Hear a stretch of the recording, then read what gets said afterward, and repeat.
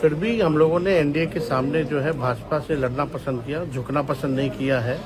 हमको भाजपा के आगे घुटने टेकना मंजूर नहीं था, लड़ना मंजूर था। ये तेजस्वी यादव का बयान आ गया है। देखिए, बिहार के नेता प्रतिपक्ष तेजस्वी यादव एक सीट पर अपने उम्मीदवार उतारे हैं और उसी सीट को लेकर एनडीए की मुसीबत बढ़ी हुई है।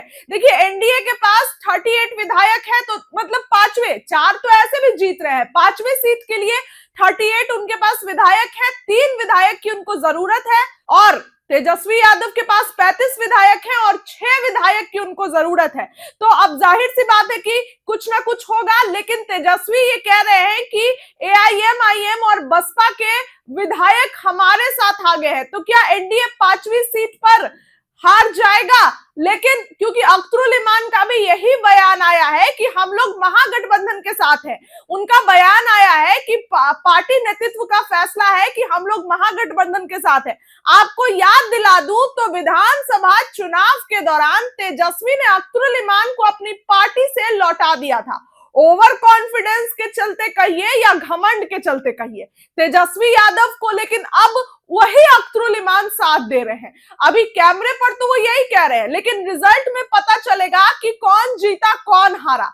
अख्तरुल इमान तो कह रहे हैं कि महागठबंधन का उन्होंने साथ दिया है, लेकिन अगर बीजेपी के 5वें उम्मीदवार जीतते हैं तब तो ऐसा नहीं होगा। लेकिन हालांकि अब देखने वाली बात होगी कि क्या कुछ होता है। तेजस्वी को 6 विधायकों की जरूरत है और एनडीए को 3 विधायकों की जरूरत है और दोस्तों ज्यादा समय नहीं है।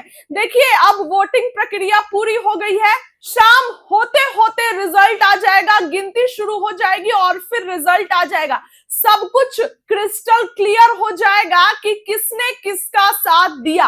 राजनीति पर्दे के पीछे होती है, पर्दे के सामने नहीं। ऐसे में तेजस्वी का एक बयान है, लाइन में लगकर वोट दे रहे हैं, उसी दौरान बयान दिया है बिहार के नेता प्रतिपक्ष तेजस्वी यादव ने। सबसे पहले तेजस्वी की बातों को सुनिए, क्या कुछ नेता प्रतिपक्ष कहते नजर आ रहे। आप सब लोगों को पता होगा कि भाई 6 वोट जो है हम लोगों को कम था, विधायक कम था और एनडीए को 3 मात्र कम था।